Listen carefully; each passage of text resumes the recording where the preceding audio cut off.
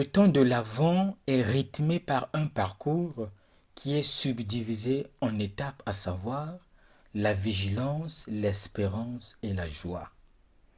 Le troisième dimanche de l'Avent est appelé Gaudete parce que l'antienne d'ouverture de la messe commence par la phrase suivante: Soyez dans la joie du Seigneur, soyez toujours dans la joie, le Seigneur est proche. Avec ce dimanche, la liturgie nous donne un avant-goût de la joie de Noël. Isaïe, Marie, Paul et Jean-Baptiste accélèrent cette démarche. En première lecture, nous lisons un extrait du Trito Isaïe. Un prophète anonyme annonce une bonne nouvelle, voire un évangile. Dieu est sur le point d'envoyer un Messie. Les pauvres sont les destinataires directs et les bénéficiaires privilégiés de l'évangile de la joie.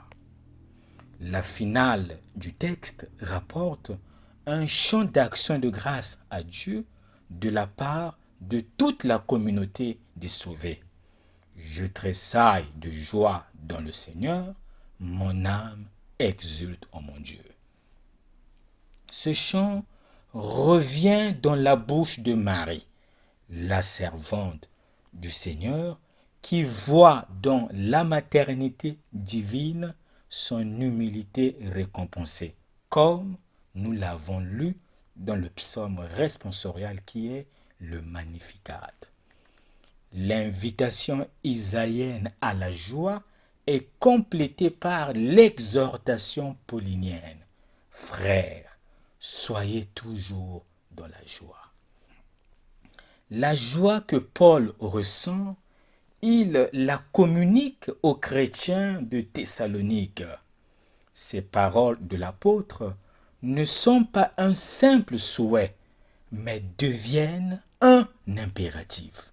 Soyons toujours dans la joie. L'Évangile ne parle pas explicitement de la joie, mais il la suppose.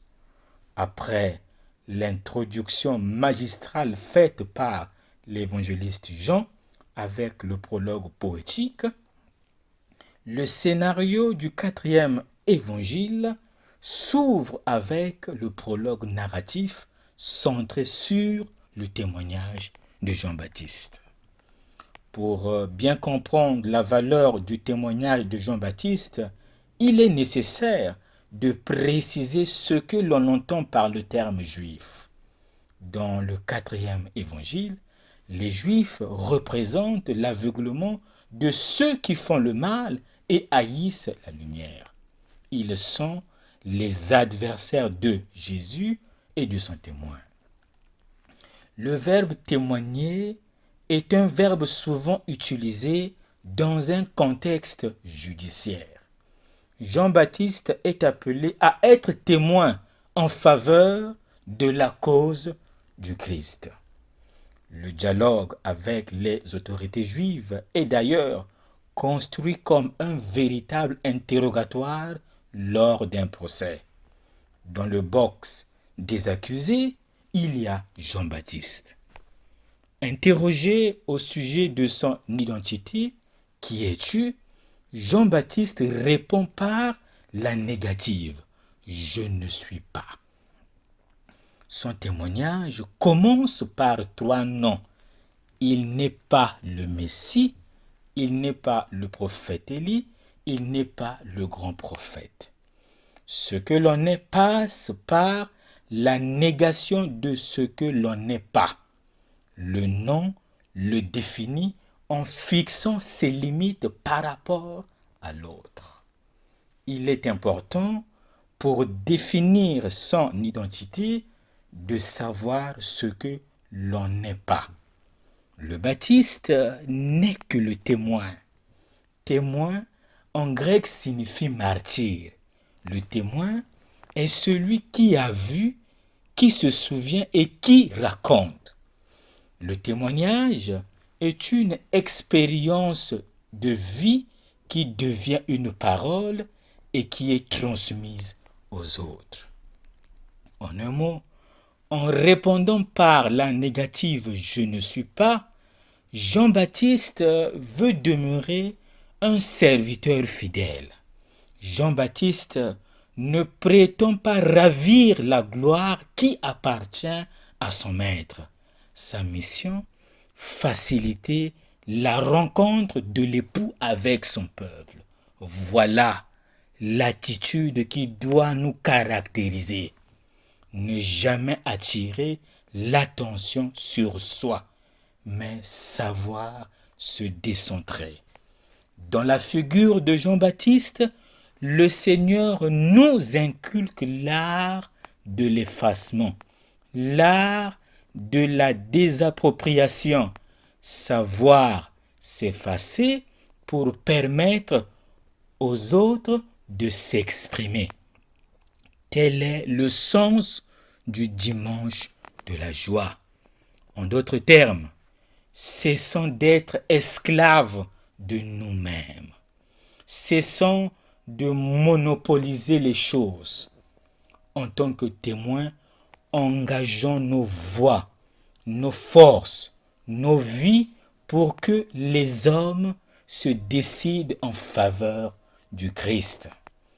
Ayons le courage de nous mettre à l'écart pour que triomphe la joie du Christ dans nos milieux de vie.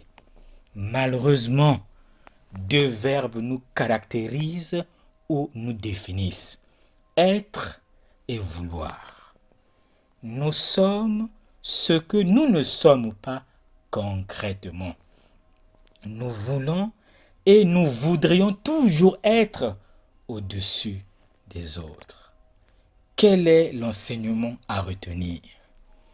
C'est la joie qui imprègne la liturgie de ce dimanche. La vocation chrétienne est une vocation à la joie. Le Seigneur nous inculque aujourd'hui l'art de la désappropriation, l'art de l'effacement. Pour cela, chacun selon sa condition dans l'Église doit apprendre à se décentrer. L'évêque doit administrer le diocèse dans un esprit qui promeut la synodalité. Il se doit de valoriser ses conseils. Et les conseillers, à leur tour, ne doivent pas étouffer le ministère de l'évêque.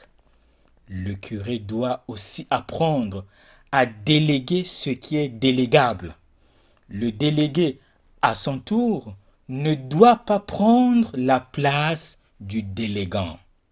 De même, les fiancés sont heureux et comprennent que Dieu les appelle au mariage, non pas dans la mesure où ils se divertissent ensemble, mais dans la mesure où ils savent se donner de l'espace.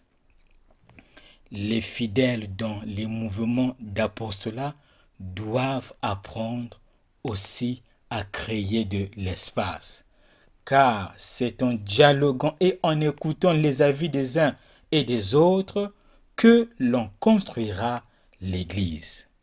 Nous serons les témoins de la joie dans la mesure où nous savons créer de l'espace. Posons-nous la question: sommes-nous source de joie ou de tristesse? Nous arrive-t-il d'étouffer les autres?